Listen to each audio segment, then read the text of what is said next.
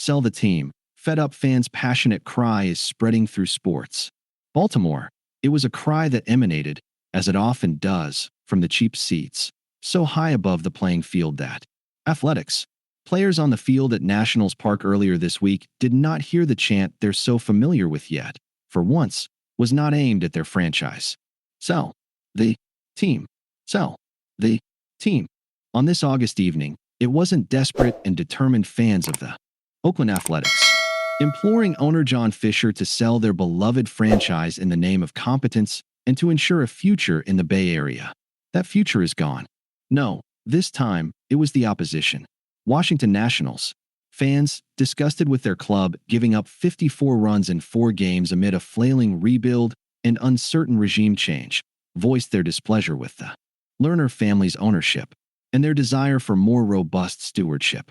Some fans were even clad in t-shirts with the "Sell the Team" message, the Nationals' iconic curly W flipped upside down to form the M in team.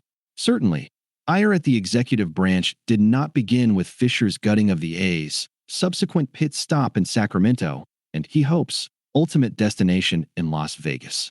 Yet in the years since Sell t-shirts became de rigueur in the background of live shots from A's games, fans across baseball and the sporting world seem to have found a louder voice.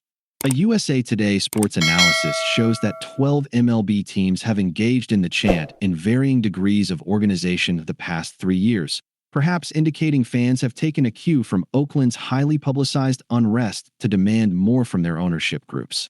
The 3-word plea can come spontaneously, or after significant planning, or sometimes to simply prove a grander point.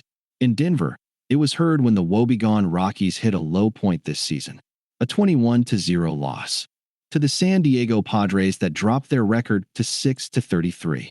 No, they didn't sell the team, but they did fire the manager.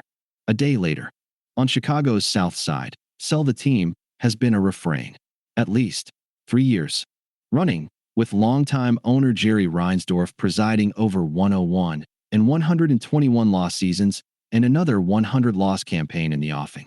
In many markets, the chant occurs late in games, the score lopsided, the crowd count dwindling, and those remaining well-served. Yet after more than 3 decades of almost uninterrupted futility, Pirates fans save their disgust for owner Bob Nutting for the most high-profile moments. Like opening day, where the season wasn't even an hour old before. A plane flew a banner over the stadium bearing the message and chants rang out before yet another loss. Or Paul Skeen's bobblehead day, when a sellout crowd recited the phrase, on a day honoring the franchise player, and the team's 3rd sellout of the season. That was on Pittsburgh legend Mac Miller's bobblehead day, when lines to get in stretched back to the Clementi Bridge, and the teams lost that day and cited another chorus of chants. Heck, the protest even commuted up the road to PPG Paints Arena, when Pittsburgh native Pat McAfee hosted his Big Night Out, and McAfee was forced to sidebar with WWE broadcaster Michael Cole to explain exactly what the crowd was chanting.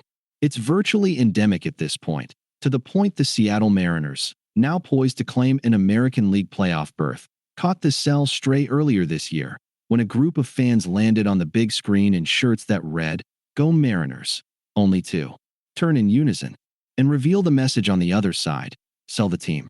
For the players there at the beginning of this run, it conjures up memories but also a desire for things to be, well, normal. 2 years have passed since the summer of Sell, when A's fans organized a boycott of the team and marked the top of the 5th inning of every game, home and road, to remain silent for one batter before beginning a "Sell the Team" chant.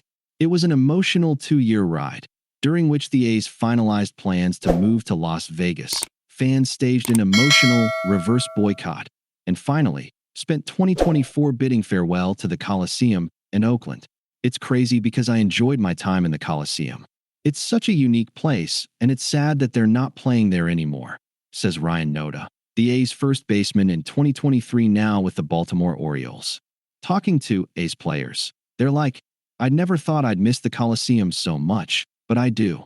The last 2 games there were pretty awesome. But in 23,